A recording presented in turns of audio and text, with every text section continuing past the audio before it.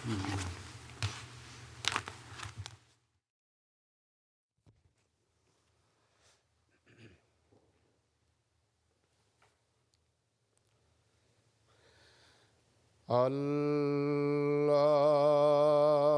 أكبر.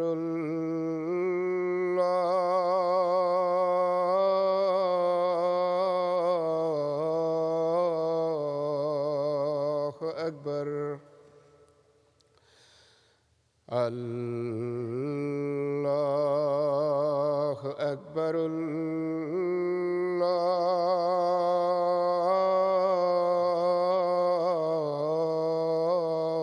الله أكبر. أشهد أن لا إله إلا الله. أشهد أن لا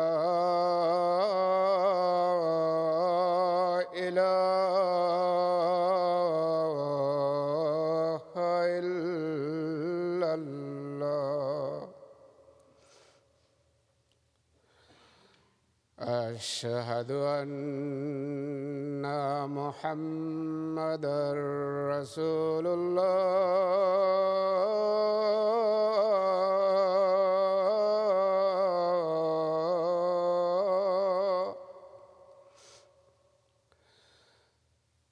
أشهد أن محمدًا رسول الله. حي على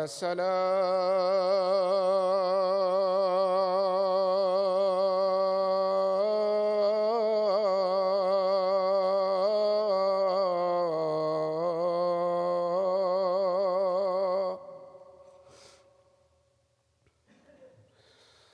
حي على الصلاة.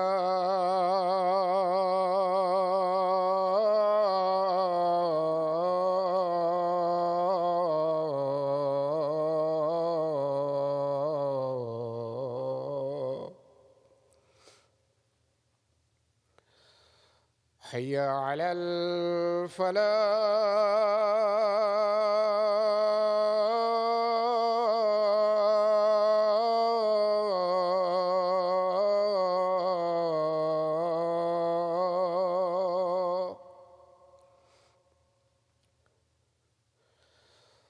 حي على الفلاح.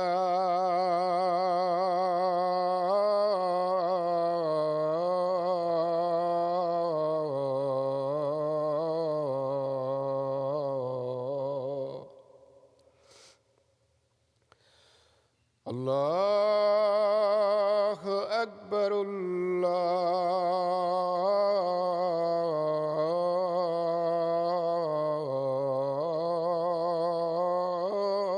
الله أكبر. لا إله إلا الله.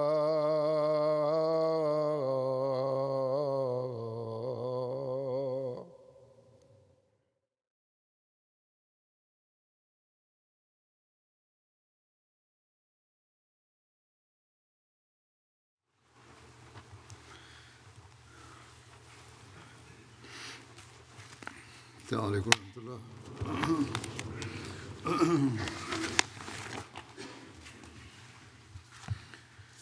أشهد أن لا إله إلا الله وحده لا شريك له وأشهد أن محمدًا عبده ورسوله. أما بعد فأعوذ بالله من الشيطان الرجيم. بسم الله الرحمن الرحيم. الحمد لله رب العالمين الرحمن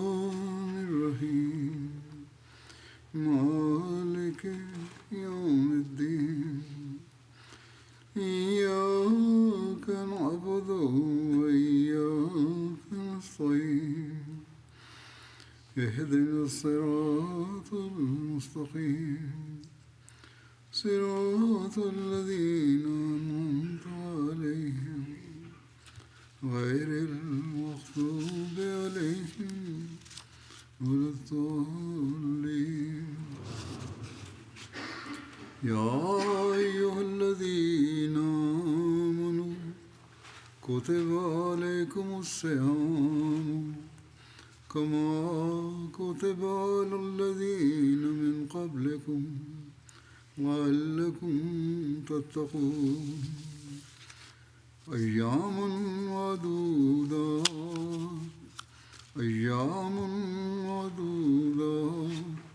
فمن كان منكم مريضا وعلى سفر فعدة من أيام أخر وعلى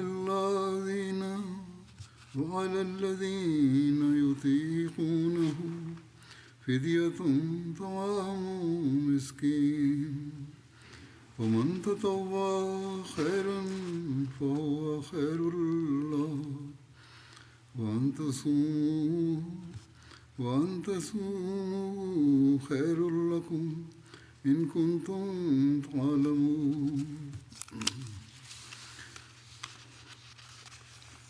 اے وہ لوگو جو ایمان لائے ہو، تم پر روزے اسی طرح فرض کر دیے گئے ہیں جس طرح تم سے پہلے لوگوں پر فرض کیے گئے تھے، تاکہ تم تقوی اختیار کرو۔ گنتی کے چند دن ہیں، بس جو بھی تم میں سے مریض ہو یا سفر پر ہو تو اسے چاہیے کہ وہ اتنی مدت کے روزے دوسرے ایام میں پورے کرے، اور جو لوگ اس کی طاقت رکھتے ہوں ان پر فدیہ ایک مسکین کو کھانا کھلانا ہے۔ بس جو کوئی بھی نفلی نیکی کرے تو یہ اس کے لیے بہت اچھا ہے، اور تمہارا روزے رکھنا تمہارے لیے بہتر ہے اگر تم علم رکھتے ہو۔ اللہ تعالیٰ کے فضل سے رمضان کا مہینہ شروع ہو چکا ہے۔ حضرت صلی اللہ علیہ وسلم نے فرمایا یہ بہت عظیم اور برکتوں والا مہینہ ہے۔ اس مہینے میں اللہ تعالیٰ اپنے بندوں کو اپنے فضلوں سے نوازنے کے لیے بہت مہربان ہو جاتا ہے۔ اللہ تعالیٰ تو عام دنوں میں بھی اپنے بندوں کو اس طرح نوازتا ہے جس کا ہم تصور بھی نہیں کر سکتے۔ تو اس مہینے میں جب خاص طور پر شیطان کو جکڑ کر اس کے پنجے سے نکلنے کے سامان کرتا ہے تو اس کے لیے تو ہمارے پاس الفاظ ہی نہیں کہ کس طرح مثال دی جائے۔ جب بھی اللہ تعالیٰ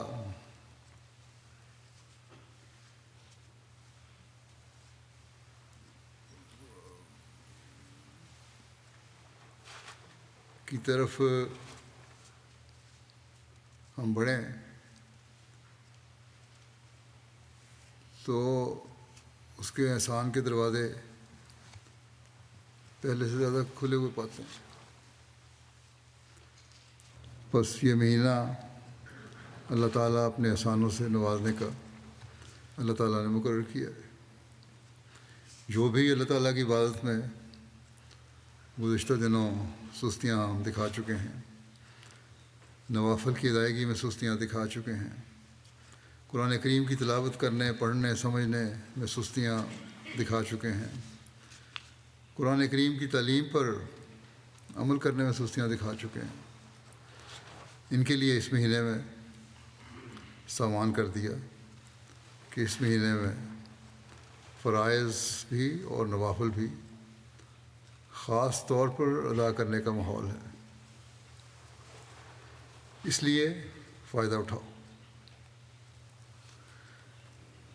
درس کا مساجد میں بھی انتظام ہوتا ہے اور MTM پر بھی انتظام ہے، اس سے فائدہ اٹھانا چاہیے۔ اور اللہ تعالیٰ کے قریب اور قرب کو تلاش کرنا چاہیے، اور پھر اس ماحول کے اثر کو اپنی زندگیوں کا مستقل حصہ ہمیں بنانا چاہیے، تاکہ اللہ تعالیٰ کے فضلوں اور احسانوں کے مستقل وارث ہم بنتے چلے جائیں۔ بس اللہ تعالیٰ فرماتا ہے کہ اس ماحول سے بہترین فائدہ اٹھانے کی کوشش کرتے ہوئے میری طرف بڑھو، اور اللہ تعالیٰ کو اپنے بندے کی اللہ تعالیٰ کی طرف آنے کی جتنی خوشی ہوتی ہے، اس کا اندازہ حضرت صلی اللہ علیہ وسلم کے اس ارشاد سے ہوتا ہے۔ آپ صلی اللہ علیہ وسلم فرماتے ہیں کہ جو خوشی ماں کو اس کے گمشدہ بچے کے ملنے کی ہوتی ہے، اللہ تعالیٰ کو اس سے زیادہ خوشی اپنے گمشدہ بندے کے ملنے سے ہوتی ہے۔ یعنی جو لوگ حقوق اللہ اور حقوق العباد ادا کرنے والے نہیں ہیں، یا اس کا حق ادا کرتے ہوئے ادا نہیں کر رہے، اس میں سستیاں دکھانے والے ہیں، وہ جب حقیقت میں یہ حق ادا کرنے والے بن جاتے ہیں تو اللہ تعالیٰ کی خوشی کی کوئی انتہا نہیں ہوتی۔ اور اللہ تعالیٰ وہ ذات ہے جب وہ اپنے بندے سے خوش ہوتا ہے تو اس کو اس قدر نوازتا ہے کہ جس کی انتہا نہیں۔ بس ہم خوش قسمت ہوں گے اگر ہم رمضان کے اس ماحول سے فائدہ اٹھاتے ہوئے حقیقی رنگ میں اللہ تعالیٰ کے فضلوں کو جذب کرنے والے بن جائیں۔ یہ آیات جو میں نے تلاوت کی ہیں،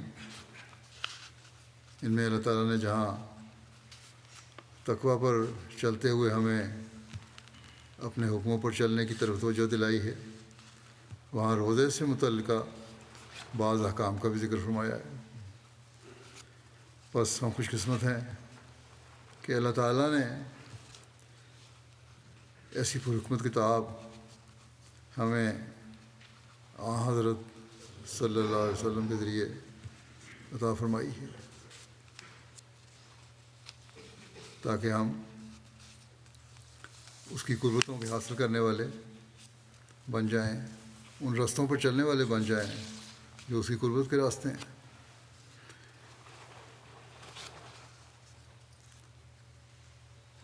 جو پہلی آیت ہے، اس کے پہلے ارشاد میں ہی ہمیں عاجزانہ راہوں پر چلنے کی طرف توجہ دلا دی، اور ہمیں عاجزی کی تلقین یہ کہہ کر فرما دی کہ تم روزے رکھ کر کوئی ایسا کام کرنے لگے ہو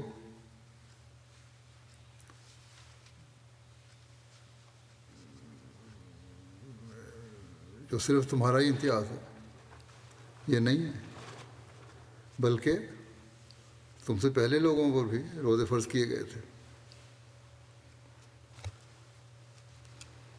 ٹھیک ہے، ان کے روزوں کے طریق میں شاید کچھ فرق ہوگا، لیکن روزے ان پر بھی فرض کیے گئے تھے، اور مقصد یہ تھا کہ وہ تقویٰ پر چلیں، اور یہی روزوں کا مقصد تمہارے لیے بھی ہے کہ تم تقویٰ پر چلو، یعنی تم غلط باتوں سے بچو اور نیک باتوں کو اختیار کرو، اور گناہوں اور غلط باتوں سے اس طرح اپنے آپ کو بچاؤ جس طرح ایک جنگجو ڈھال کے پیچھے اپنے آپ کو بچانے کی کوشش کرتا ہے، اور ڈھال کو سامنے رکھنے والا جنگجو صرف اپنے آپ کو ہی نہیں بچاتا بلکہ وہ دشمن پر وار بھی کرتا ہے۔ بس تم بھی اگر تقویٰ پر چل کر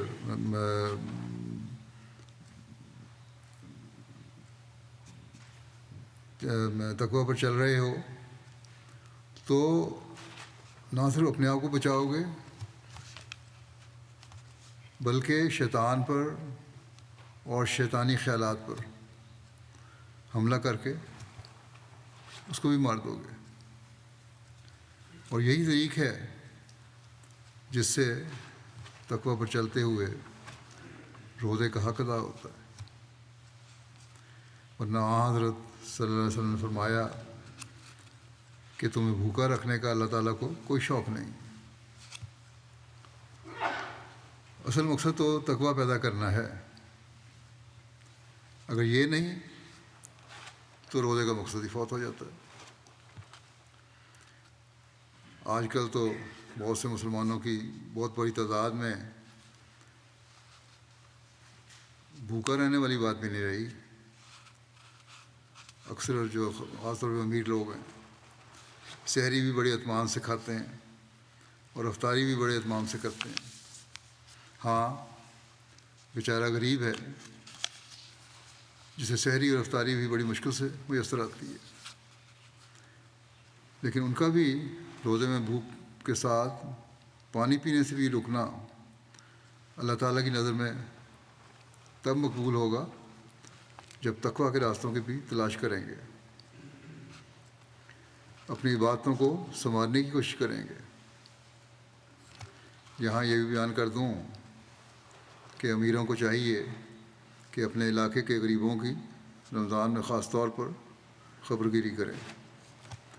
افطاریوں میں صرف امراء کو ہی جمع کر کے افطاریوں سے لطف اندوز نہ ہوں، بلکہ غریبوں کی افطاریوں کا بھی انتظام کریں۔ اور یہ جو بڑی بڑی افطاریاں ہوتی ہیں دعوتوں کے رنگ میں، ان کے حق میں تو ویسے بھی میں نہیں ہوں۔ اب یہ دکھاوے اور بدعت یہ کا رنگ اختیار کر گئی ہیں۔ رمضان میں تو قرآن کریم کے پڑھنے پڑھانے، سننے سنانے کی طرف زیادہ توجہ ہونی چاہیے، ذکر الہی کی طرف زیادہ توجہ ہونی چاہیے، عبادات کی طرف زیادہ توجہ ہونی چاہیے۔ لیکن یہ ہوتا یہ ہے کہ بجائے اس کے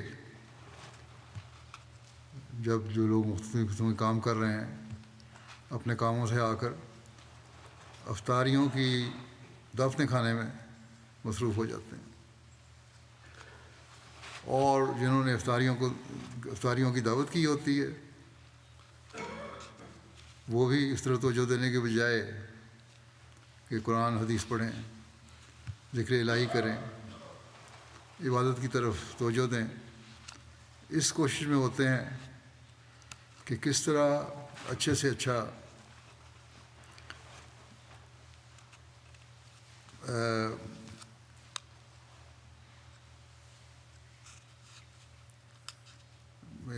انتظام ہو، افطاری کا سامان ہو،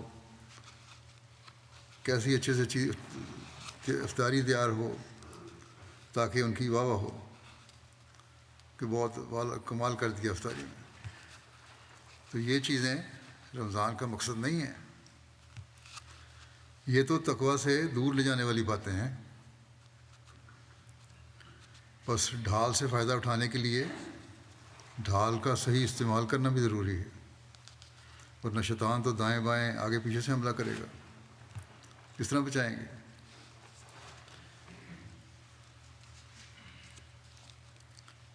اور پھر یہ شیطان جو ہے انسان کو کاری زخم لگا کر زخمی بھی کر سکتا ہے۔ بس ہمیں چاہیے کہ رمضان میں روزے کا حق ادا کرنے کی کوشش کریں، تقوی جو اصل مقصود ہے اسے حاصل کرنے کی کوشش کریں، اللہ تعالیٰ کی خاطر جائز باتوں سے بھی روکیں، تو پھر یقیناً اللہ تعالیٰ کی رحمت کی نظر ہم پر ہوگی، اور اللہ تعالیٰ ہمارے شیطان کو بھی جکڑ دے گا، اور نیکیاں کرنے کا وسیع میدان بلا روک ٹوک ہم پار کرتے چلے جائیں گے۔ عبادتوں اور ذکر الہی کا حصار ہمیں اللہ تعالیٰ کے فضل سے شیطانی حملوں اور روکوں سے بچاتا چلا جائے گا۔ شیطان کو کوئی معمولی چیز نہیں سمجھنا چاہیے۔ اس نے بڑے چیلنج سے یہ بات کی تھی کہ اللہ تعالیٰ کے بندوں کو اکثریت میرے بہکاوے میں آ کر میرے پیچھے چلے گی.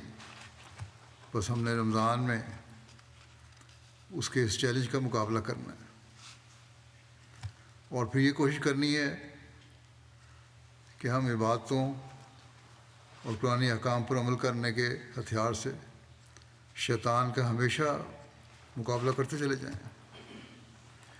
حضرت اقدس مسیح موعود علیہ السلام روزے کی حقیقت کے بارے میں بیان فرماتے ہوئے ایک جگہ فرماتے ہیں، روزے کی حقیقت سے بھی لوگ ناواقف ہیں. اصل یہ ہے کہ جس ملک میں انسان جاتا نہیں اور جس عالم سے واقف نہیں، اس کے حالات کیا بیان کرے. روزہ اتنا ہی نہیں کہ اس میں انسان بھوکا پیاسا رہتا ہے، بلکہ اس کی ایک حقیقت اور اس کا ایک اثر ہے جو تجربے سے معلوم ہوتا ہے. انسانی فطرت میں ہے کہ جس قدر کم کھاتا ہے اسی قدر تزکیہ نفس ہوتا ہے اور کشفی قوتیں بڑھتی ہیں. لیکن بدقسمتی سے آج کل تو روزہ کھانے پینے کا نام ہے. بہرحال آپ فرماتے ہیں خدا تعالیٰ کا اس سے یعنی روزے سے منشا یہ ہے کہ ایک غذا کو کم کرو اور دوسرے کو بڑھاؤ. ہمیشہ روزے دار کو یہ مد نظر رکھنا چاہیے کہ اس سے اتنا ہی مطلب نہیں ہے کہ بھوکا رہے، بلکہ اسے چاہیے کہ خدا تعالیٰ کے ذکر میں مصروف رہے تاکہ تبتل اور انقطاع حاصل ہو، یعنی اللہ تعالیٰ کی طرف توجہ پیدا ہو اور دنیا سے بے رغبتی ہو. بس روزے سے یہی مطلب ہے کہ انسان ایک روٹی کو چھوڑ کر جو جسم کی پرورش کرتی ہے دوسری روٹی کو حاصل کرے جو روح کی تسلی اور سیری کا باعث ہے. اور جو لوگ محض خدا تعالیٰ کے لیے روزے رکھتے ہیں اور نرے رسم کے طور پر نہیں رکھتے، انہیں چاہیے کہ اللہ تعالیٰ کی حمد اور تسبیح اور تحلیل میں لگے رہیں، جس سے دوسری غذا انہیں مل جائے. پس رمضان میں قرآن کریم کے پڑھنے اور سمجھنے کے ساتھ ساتھ عبادت اور ذکر الہی بھی بہت ضروری ہے. دل اللہ تعالیٰ کی حمد کرتا رہے، تسبیح کریں. اس لیے یہ حضرت مسیح موعود علیہ السلام کی بتائی ہوئی دعا الہامی دعا بھی ہے، یعنی سبحان اللہ و بحمدہ سبحان اللہ العظیم اللہم صلی علی محمد و آل محمد. یہ ایک بہت اہم دعا ہے. حضرت صلی اللہ علیہ وسلم کا واسطہ دعاؤں کی قبولیت کے لیے ضروری ہے، یہ اللہ تعالیٰ کا حکم ہے. اسی طرح تحلیل ہے جو اللہ تعالیٰ کی وحدانیت کا اظہار ہے، یہ بھی بہت ضروری ہے. بس یہ ذریعے ہیں جو تقویٰ میں ترقی کا باعث بنتے ہیں اور قبولیت دعا کے لیے بھی اہم ہیں. بس اس طرح ہمیں خاص طور پر توجہ دینی چاہیے. اللہ تعالیٰ قرآن کریم میں تقویٰ پر چلنے کی بے شمار جگہ تلقین فرماتا ہے. ہر نیکی کے حصول کے لیے تقویٰ شرط رکھی ہے، بس اس کی طرف بہت توجہ کی ضرورت ہے.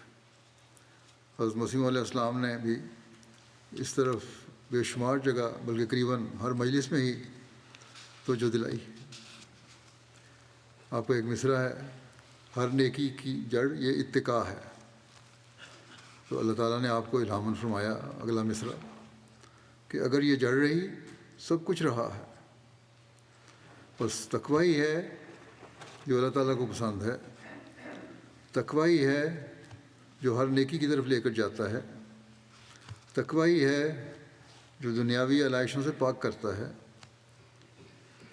تقویٰ ہی ہے جس سے انسان کی جسمانی اور روحانی ہر قسم کی ضرورت پوری ہوتی ہے. پس تقویٰ کا اصول ایک مومن کا اولین فرض ہونا چاہیے. جیسا کہ میں نے کہا حضرت مسیح علیہ السلام نے بھی تقوی کے مضمون کو مختلف پیرایوں میں کئی جگہ بیان فرمایا ہے۔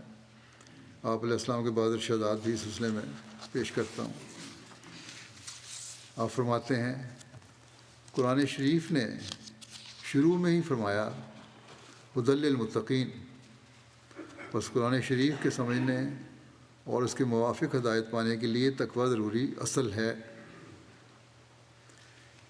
ایسا ہی دوسری جگہ فرمایا لا یمسہ الا المطہرون۔ دوسرے علوم میں یہ شرط نہیں، ریاضی ہے، ہندسہ و حیات ہے، دوسرے مضامین ہیں وغیرہ ہیں، ان میں اس امر کی شرط نہیں کہ سیکھنے والا ضرور متقی اور پرہیزگار ہو، بلکہ خواہ کیسا ہی فاسق فاجر ہو وہ بھی سیکھ سکتا ہے۔ بلکہ آج کل تو یہ لوگ اس علوم میں بہت زیادہ بڑے ہوئے ہیں۔ فرمایا مگر علم دین میں خشک منطقی اور فلسفی ترقی نہیں کر سکتا، اور اس پر وہ حقائق اور معارف نہیں کھل سکتے۔ جس کا دل خراب ہے اور تقوی سے حصہ نہیں رکھتا، پھر کہتا ہے کہ علوم دین اور حقائق اس کی زبان پر جاری ہوتے ہیں، وہ جھوٹ بولتا ہے۔ ہرگز اسے دین کے حقائق اور معارف سے حصہ نہیں ملتا، بلکہ دین کے لطائف اور نکات کے لیے متقی ہونا شرط ہے، جیسا کہ یہ فارسی شعر ہے، اور اسے حضرت قرآن نقاب آنگا بردارت کہ دارالملک مانی را کند خالی زہر غوغا۔ فرقان کی دلہن تب نقاب اٹھاتی ہے جب باطن کی بستی کو ہر قسم کے شور و غوغا سے خالی کر لیا جائے۔ آپ فرماتے ہیں کہ جب تک یہ بات پیدا نہ ہو اور دارالملک مانی خالی نہ ہو، یعنی دل کی بستی جو ہے وہ دنیاوی گندگیوں سے پاک کرنا ضروری ہے، اگر وہ اس سے خالی نہیں ہے تو پھر کوئی فائدہ نہیں۔ فرمایا وہ غوغا کیا ہے، یہ شور شرابہ کیا چیز ہے؟ یہی فسق و فجور، غوغا جو گندگیاں ہیں کیا ہے، یہی فسق و فجور ہے، دنیا پسندی ہے۔ ہاں یہ جدا امر ہے کہ چور کی طرح کچھ کہلائے تو کہہ دے، یعنی جو نیکی کی باتیں اگر کبھی کہہ بھی دیتا ہے کوئی شخص تو وہ دوسروں کی چوری ہوئی باتیں ہوتی ہیں، اپنی نہیں ہوتی۔ لیکن جو روح القدس سے بولتے ہیں وہ بجز تقوی کے نہیں بولتے۔ یہ خوب یاد رکھو کہ تقوی تمام دینی علوم کی کنجی ہے، انسان تقوی کے سوا ان کو نہیں سیکھ سکتا، جیسا کہ اللہ تعالیٰ نے فرمایا ہے الف لام میم ذالک الکتاب لا ریب فیہ ھدی للمتقین۔ یہ کتاب تقوی کرنے والوں کو ہدایت کرتی ہے، اور وہ کون ہیں؟ الذین یؤمنون بالغیب، جو غیب پر ایمان لاتے ہیں، یعنی ابھی وہ خدا نظر نہیں آتا لیکن اللہ تعالیٰ پر ایمان ہے ان کا، خدا ہے، بہت تجربہ بھی نہیں ہے لیکن پھر بھی ایمان لاتے ہیں خدا ہے، اور پھر نماز کو کھڑی کرتے ہیں۔ یعنی نماز میں ابھی پورا سرور اور ذوق پیدا نہیں ہوتا، کھڑی کرنے کا مطلب یہ ہے کہ ابھی پورا سرور اور ذوق پیدا نہیں ہوتا، تاہم بے لطفی اور بے ذوقی اور وساوس میں ہی نماز کو قائم کرتے ہیں، اور جو کچھ ہم نے ان کو دیا ہے اس میں خرچ کرتے ہیں، اور جو کچھ تجھ پر یا تجھ سے پہلے نازل کیا گیا ہے اس پر ایمان لاتے ہیں۔ فرمایا کہ یہ متقی کے ابتدائی مدارج اور صفات ہیں۔ یہ باتیں جو ہیں یہ تو ایک متقی کے ابتدائی مدارج ہیں، درجے ہیں اور صفات ہیں، یہ ہماری باتیں ہونی چاہیے۔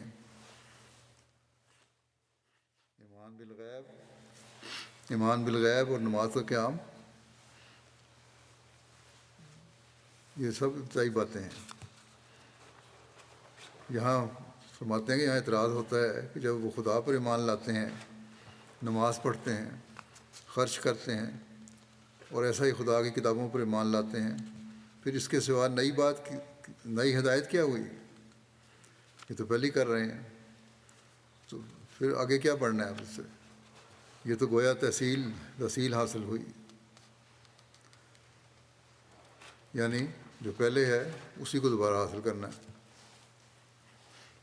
فرمایا اس سوال کا جواب یہ ہے کہ یہ عبارتیں اور یہ الفاظ اسی حد تک جو بیان کی گئی ہیں انسان کے کمال سلوک اور معرفت تامہ پر دلالت نہیں کرتے۔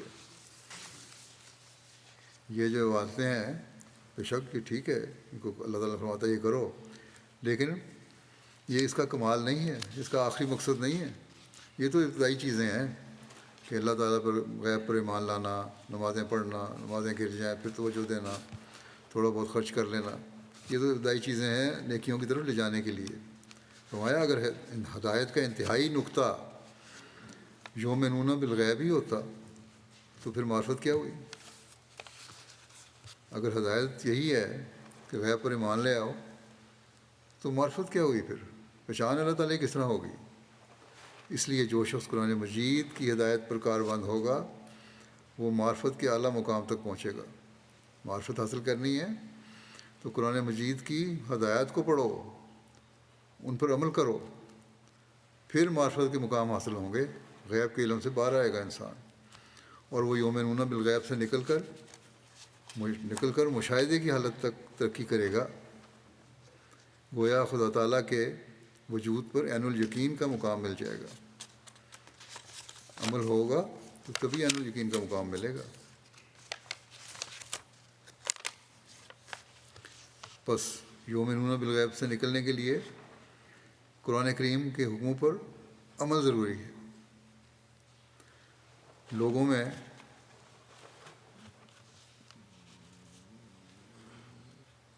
لوگ یہ سوال کرتے ہیں کہ غیب پر ایمان کیوں لائے؟ آج کل تو کیوں کا سوال بہت اٹھتا ہے نوجوانوں میں، بچوں میں۔ جس چیز کا ہمیں پتہ ہی نہیں اس پہ ایمان کیوں لائیں؟ اللہ تعالیٰ فرماتا ہے غیب پر ایمان تو ابتدائی شکل ہے، یہ کتاب جو دی گئی ہے اس پر عمل کرو۔ ایمان لانے کے بعد اس پر عمل ضروری ہے جو تمہیں صحیح معرفت، صحیح پہچان اللہ تعالیٰ کی دلائے گا۔ تو غیب سے باہر نکل کر مشاہدے کی حالت پیدا ہوگی۔ غیب سے نہیں صرف ہوگا بلکہ خود آدمی مشاہدہ کرے گا کہ کون ہے، خدا ہے۔ یہ تو دنیا کا اصول بھی ہے۔ جو سائنٹسٹ ہیں، ریسرچر ہیں، وہ جانتے ہیں کہ تجربات میں بھی پہلے ایک ہائپوتھیسس بنتا ہے، اس پر بنیاد کر کے ریسرچ ہوتی ہے، اور پتہ نہیں کہ وہ سچ ثابت ہو یا نہ ہو، لیکن اس پہ ایک تصور میں بنیاد بنائی جاتی ہے، اس پہ ریسرچ کی جاتی ہے۔ لیکن اللہ تعالیٰ فرماتا ہے کہ تم ایمان بالغیب کی بنیاد بنا کر پھر قرآن احکامات پر عمل کرو، محنت کرو، غور کرو، پھر دیکھو تم مشاہدہ بھی کر لو گے۔ صرف سائنسدان تو صرف اپنی ریسرچ کے لیے، ایک تسلی کے لیے وہ ریسرچ کرتے ہیں اور ان کی تسلی ہوتی ہے، پھر لوگوں کو بتاتے ہیں۔ لیکن یہاں جو ایک تصور باندھا اور اس کے بعد ریسرچ کی، اس سے ہر انسان فائدہ اٹھا سکتا ہے۔ یہ ہے اسلام کی خوبی، یہ ہے ایمان بالغیب کی اصل حقیقت۔ اسی طرح پر نماز کے متعلق فرماتے ہیں کہ اسی طرح پر نماز کے متعلق ابتدائی حالت تو یہی ہوگی کہ جہاں بیان کی کہ نماز کو کھڑی کرتے ہیں۔ قیام کو مطلب کھڑی کرنا ہے، یعنی نماز گویا گری پڑتی ہے۔ گرنے سے مراد یہ ہے کہ اس میں ذوق اور لذت نہیں ہوں، بے ذوقی اور وساوس کا سلسلہ ہے۔ اس لیے اس میں کشش اور جذب نہیں ہے کہ انسان جیسے بھوک پیاس سے بے قرار ہو کر کھانے اور پانی کے لیے دوڑتا ہے، اسی طرح پر نماز کے لیے دیوانہ وار دوڑے۔ لیکن جب وہ ہدایت پاتا ہے تو پھر یہ صورت نہیں رہے گی، اس میں ایک ذوق پیدا ہوگا، نماز میں بھی ایک لذت آئے گی، وساوس کا سلسلہ ختم ہو کر اطمینان اور سکینت کا رنگ شروع ہو جائے گا۔ کہتے ہیں، آپ فرماتے ہیں کہ کسی شخص کی کوئی چیز گم ہو گئی تو اس نے کہا ذرا ٹھہرو، جا نماز لاؤ، ٹھہر جاؤ، نماز میں یاد آ جائے گی۔ یہ نماز تو کاملوں کی نہیں ہوا کرتی، کیونکہ اس میں تو شیطان انہیں وسوسہ ڈالتا ہے، یعنی چیز گم ہو گئی. اس نے کہا اچھا ویسے تو یاد نہیں آ رہی, چلو نماز پڑھتے ہیں. نماز میں میرے خیالات ادھر ادھر جاتے رہیں گے اور آخر شاید اس میں یہ بات یاد آ جائے کہ میں نے کہاں وہ چیز رکھی تھی. تو یہ نماز کاملوں کی نماز نہیں ہے, یہ شیطانی وسوسے ہیں. لیکن جب کامل کا درجہ ملے گا تو ہر وقت نماز ہی میں رہے گا, یعنی اللہ تعالیٰ ہر وقت یاد رہے گا. اور ہزاروں روپے کی تجارت اور مفاد بھی اس میں کوئی حرج اور روک نہیں ڈال سکتا. دنیا کے کام بھی ہوں گے اور خدا تعالیٰ کا خوف بھی رہے گا, خدا تعالیٰ یاد بھی رہے گا. فرمایا اسی طرح پر باقی جو کیفیتیں ہیں وہ نرے کال کے رنگ میں نہ ہوں گی, ان میں حالی کیفیت پیدا ہو جائے گی اور غیب سے شہود پر پہنچ جائے گا. یہ مراتب نرے سنانے ہی کو نہیں ہیں. یہ مرتبے جو میں نے بیان کیے ہیں یہ صرف سنانے کے لیے نہیں ہیں کہ بطور ایک قصہ تم کو سنا دیا اور تم بھی تھوڑی دیر کے لیے سن کر خوش ہو گئے. نہیں, یہ خزانہ ہے, اس کو مت چھوڑو, اس کو نکال لو. یہ تمہارے لیے تمہارے اپنے ہی گھر میں ہے اور تھوڑی سی محنت اور صحیح سے اس کو پا سکتے ہو.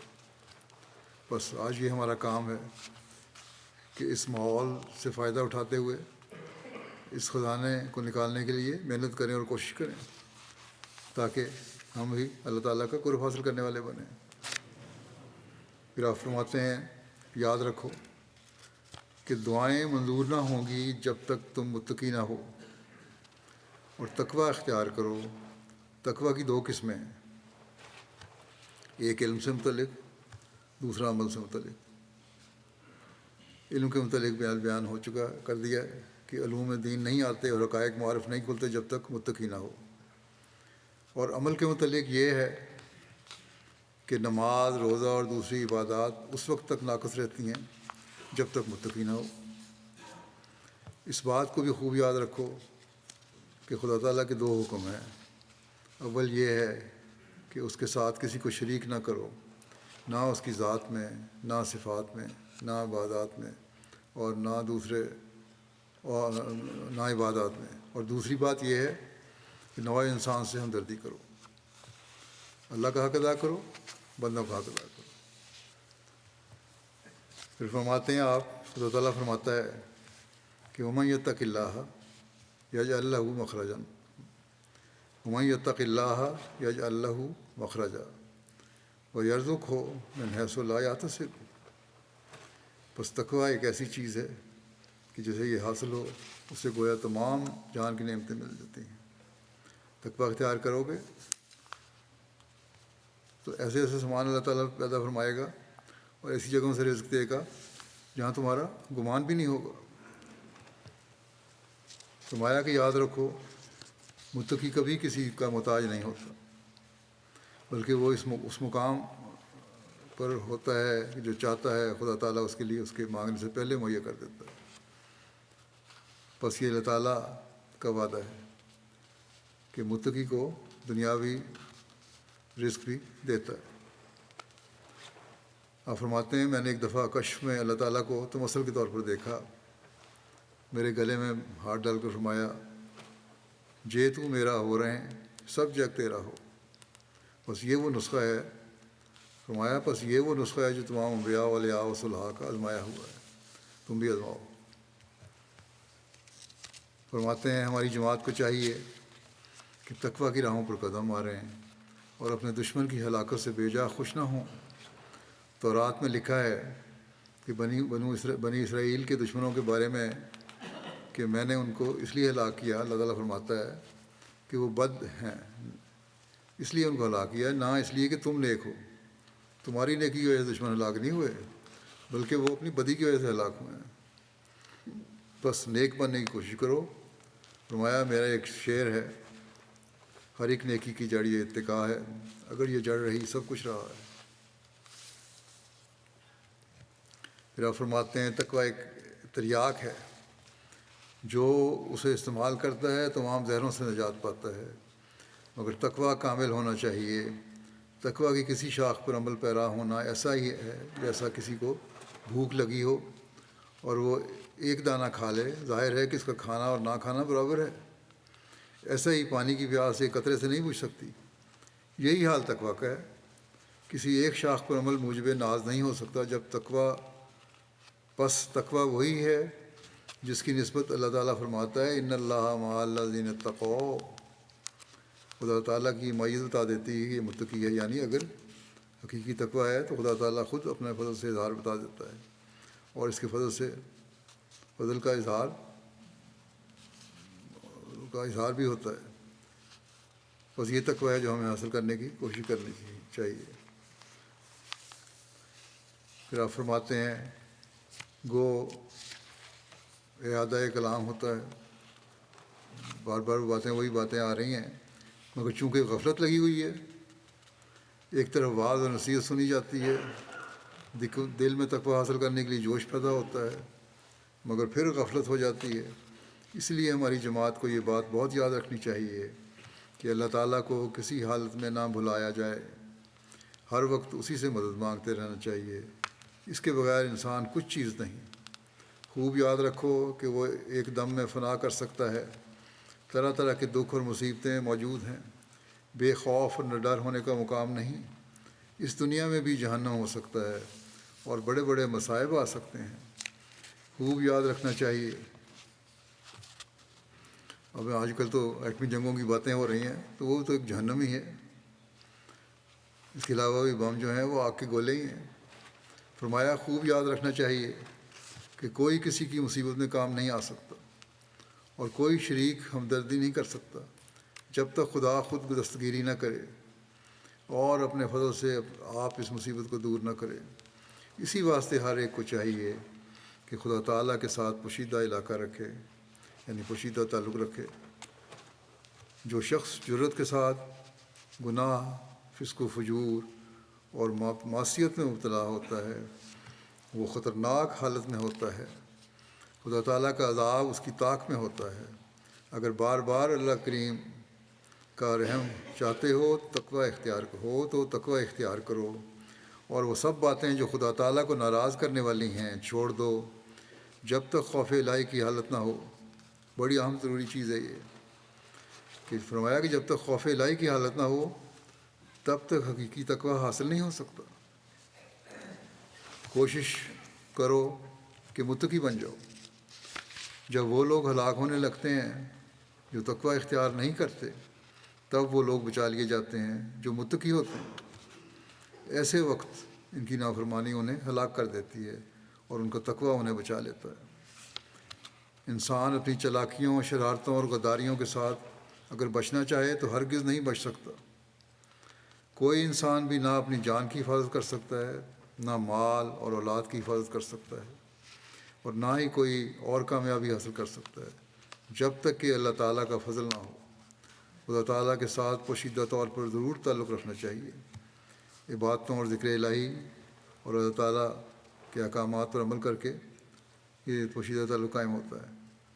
فرمایا کہ خدا تعالیٰ کے ساتھ پوشیدہ طور پر ضرور تعلق رکھنا چاہیے، اور پھر اس تعلق کو محفوظ رکھنا چاہیے، یعنی مستقل رہے۔ پھر عقل مند انسان وہی ہے جو اس تعلق کو محفوظ رکھتا ہے، اور جو اس تعلق کو محفوظ نہیں رکھتا وہ بیوقوف ہے۔ جو اپنی چترائی پر نازاں ہے وہ ہلاک کیا جائے گا اور کبھی بامراد اور کامیاب نہیں ہوگا۔ دیکھو یہ زمین و آسمان اور جو کچھ ان میں نظر آ رہا ہے، اتنا بڑا کارخانہ کیا خدا تعالیٰ کے پوشیدہ ہاتھ کے سوا چل سکتا ہے؟ ہرگز نہیں۔ یاد رکھو جو امن کی حالت میں ڈرتا ہے وہ خوف کی حالت میں بچایا جاتا ہے، اور جو خوف کی حالت میں ڈرتا ہے تو وہ کوئی خوبی کی بات نہیں۔ ایسے موقع پر تو کافر مشرک بے دین بھی ڈرا کرتے ہیں۔ فرعون نے بھی ایسے موقع پر ڈر کر کہا تھا آمنت انہ لا الہ الا الذی آمنت بہ بنو اسرائیل وانا من المسلمین، کہ یعنی میں ایمان لاتا ہوں جس پر بنی اسرائیل ایمان لائے، اس کے سوا کوئی معبود نہیں ہے اور میں فرمانبرداری کرنے والوں میں سے ہوں۔ فرمایا اس سے صرف اتنا فائدہ اسے ہوا کہ خدا تعالیٰ نے فرمایا کہ تیرا بدن تو ہم بچا لیں گے مگر تیری جان کو اب نہیں بچائیں گے۔ آخر خدا تعالیٰ نے اس کے بدن کو ایک کنارے پر لگا دیا۔ ایک چھوٹے سے قد کا وہ آدمی تھا۔ غرض جب گناہ اور معصیت کی طرف انسان ترقی کرتا ہے تو پھر لا یستاخرون ساعۃ، لا یستاخرون ساعۃ ولا یستقدمون والا معاملہ ہوتا ہے، یعنی نہ اس سے گھڑی پیچھے رہ سکتے ہیں نہ آگے بڑھ سکتے ہیں۔ بس جب اجل کی بلا آ جاتی ہے پھر آگے پیچھے نہیں ہوا کرتی۔ انسان کو چاہیے کہ پہلے ہی سے خدا تعالیٰ کے ساتھ تعلق رکھے۔ بس خوش قسمت ہیں ہم میں سے وہ جو اس رمضان سے حقیقی فائدہ اٹھاتے ہوئے اپنے تقویٰ کے معیار کو اس مقام پر لانے کی کوشش کریں جو خدا تعالیٰ ہم سے چاہتا ہے۔ پھر اگلی آیت جو ہے روزے سے متعلق ہے، اس میں اللہ تعالیٰ نے بعض بنیادی احکامات دیے ہیں۔ فرمایا کہ ان گنتی کے چند دنوں میں بھی اللہ تعالیٰ تم پر روزے فرض کرنے کے باوجود تمہیں سہولت مہیا کرتا ہے، لہذا جو مریض اور مسافر ہیں وہ اپنے اوپر بلا وجہ کا بوجھ نہ ڈالیں، اور بعد میں صحت یاب ہونے کے بعد یا سفر ختم ہونے کے بعد روزے مکمل کر لیں۔ بس فرمایا پورا فرض پورا ضرور کرنا ہے، لیکن غیر ضروری بوجھ بھی نہیں ڈالنا۔ فطری اور ہنگامی مجبوریوں کا خیال بھی رکھا ہے اللہ تعالیٰ نے۔ بس اللہ تعالیٰ نے انسان کے تقویٰ کی قدر کرتے ہوئے کہ اس نے خدا تعالیٰ کی خاطر جائز چیزوں سے اپنے آپ کو روکا، انسان کی مجبوریوں میں اسے سہولت بھی مہیا فرما دی۔ بس جو لوگ کہتے ہیں کہ خدا تعالیٰ نے بہت بوجھ ہم پر ڈال دیا ہے، بعض احکام ایسے ہیں جن کا انجام دینا بہت مشکل ہے، کوئی بھی اللہ تعالیٰ کا حکم ایسا نہیں جو مشکل ہو، سہولتیں ساتھ ہیں ہر ایک کے۔ یا مذہب ہم پر بوجھ ڈالتا ہے، یا لا مذہب جو ہیں یا مذہب کے مخالفین جو ہیں مذہب کے ماننے والوں میں فتنہ پیدا کرنے کے لیے کہتے ہیں کہ کیا مذہب کی پابندیوں میں جکڑے ہوئے ہو، یہ تو تمہارے انسانی حقوق چھین رہا ہے۔ اس آیت میں بھی ان لوگوں کا جواب ہے کہ روزے فرض ہیں، روزہ اللہ تعالیٰ کی رضا حاصل کرنے والا بناتا ہے، لیکن اس کے باوجود فطری تقاضوں اور ضرورتوں کا خدا تعالیٰ خیال رکھتا ہے اور تمہیں سہولت مہیا کرتا ہے۔ سال کے دوران کسی وقت بھی اپنے روزے مکمل کر لو، اور صاحب حیثیت اپنے چھوٹے ہوئے روزوں کا کچھ فدیہ بھی دے دیں۔ ہر ایک پہ فرض نہیں، جو صاحب حیثیت ہے وہ دے دیں، اس سے دوہرا ثواب ہے، یہ زائد نیکی جو تم کرو گے۔ تو اللہ تعالیٰ تو اس طرح نوازنے کے سامان کرتا ہے۔ اور پھر دودھ پلانے والی مائیں ہیں یا مستقل بیمار ہیں، ان کو اس پہ توفیق فدیے کا ارشاد فرما دیا۔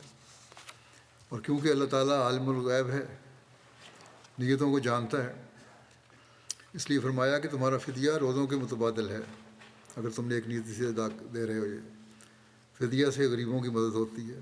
گویا یہاں پھر حقوق العباد کو بھی عبادت کے ثواب کا درجہ دے دیا۔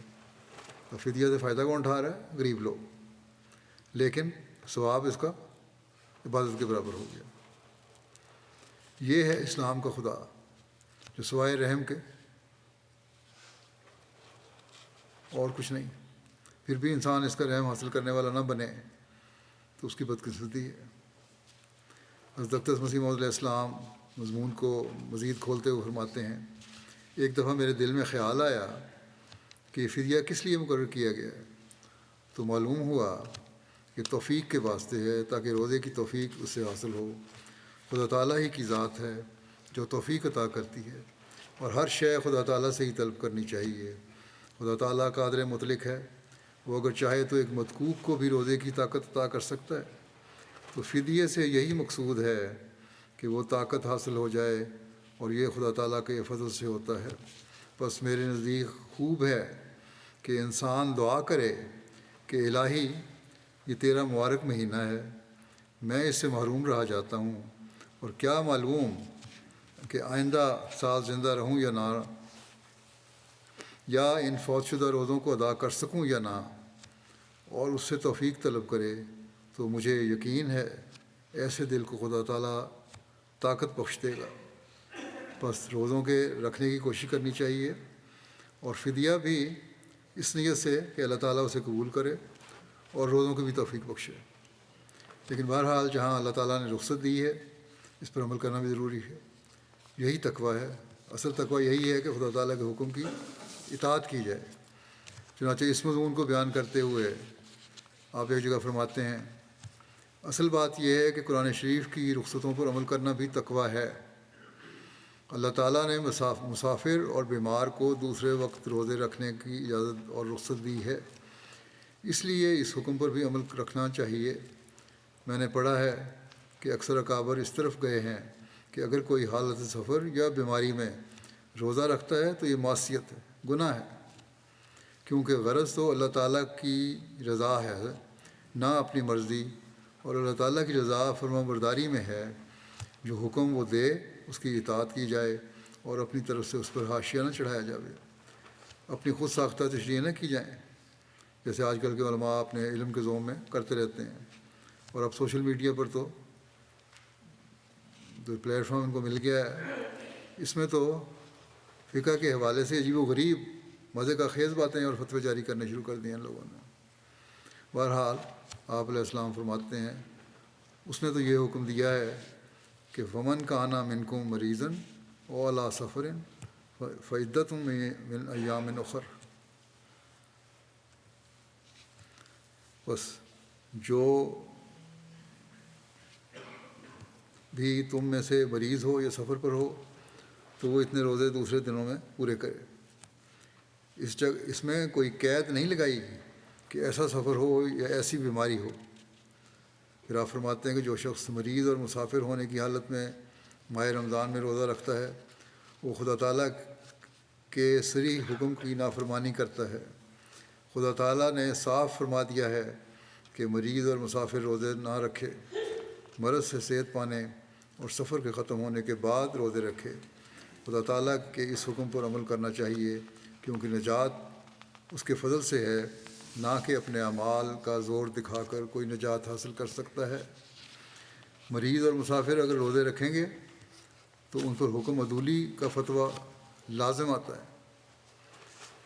ایک شخص نے حضرت صلی اللہ علیہ وسلم سے رمضان کے مہینے میں سفر کی حالت میں روزہ اور نماز کے بارے میں سوال کیا۔ اس پر رسول اللہ صلی اللہ علیہ وسلم نے فرمایا کہ رمضان میں سفر کی حالت میں روزہ نہ رکھو۔ اس پر اس شخص نے کہا، یا رسول اللہ صلی اللہ علیہ وسلم، میں روزہ رکھنے کی طاقت رکھتا ہوں۔ نبی کریم صلی اللہ علیہ وسلم نے اس سے فرمایا کہ تو زیادہ طاقتور ہے یا اللہ؟ فرمایا یقیناً اللہ تعالیٰ نے میری امت کے مریضوں اور مسافروں کے لیے رمضان میں سفر کی حالت میں روزہ نہ رکھنے کو بطور صدقہ ایک رعایت قرار دیا ہے۔ کیا تم میں سے کسی کو یہ پسند ہے کہ وہ تم سے کسی کو کوئی چیز تحفہ دے، پھر وہ اس چیز کو تحفہ دینے والے کو واپس لوٹا دے؟ بس تقویٰ یہی ہے کہ اللہ تعالیٰ کے حکموں پر عمل کرو، جس نیکی کو بھی وہ کہے اس وقت کرو، اور جس وقت کہے وہ اس وقت کرو، اور جسے کہے چھوڑ دو تو چھوڑ دو۔ اللہ تعالیٰ ہمیں رمضان اللہ تعالیٰ کی رضا پر چلتے ہوئے تقویٰ سے گزارنے کی توفیق عطا فرمائے۔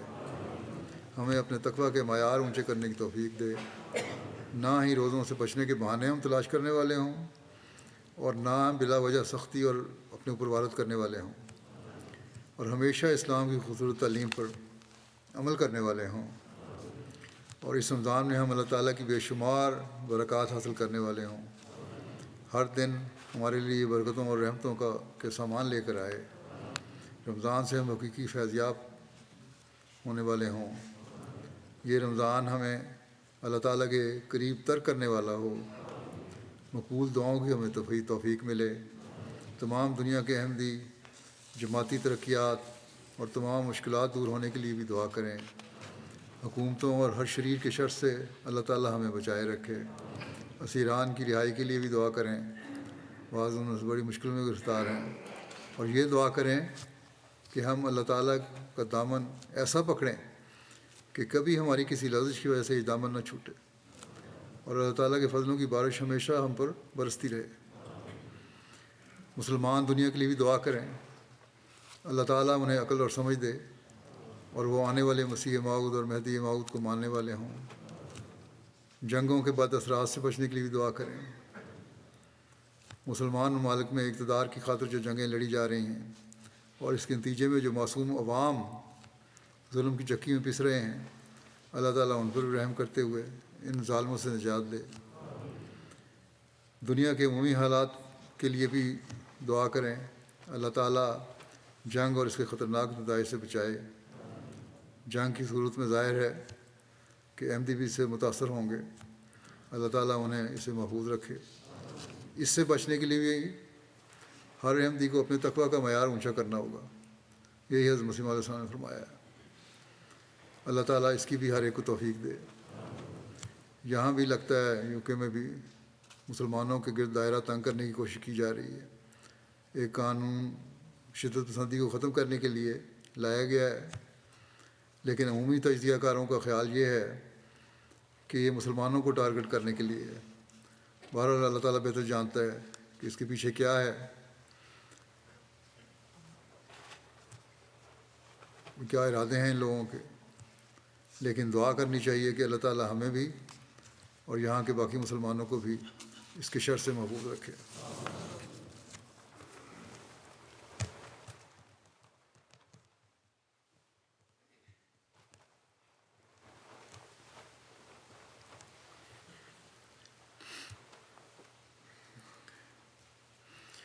الحمد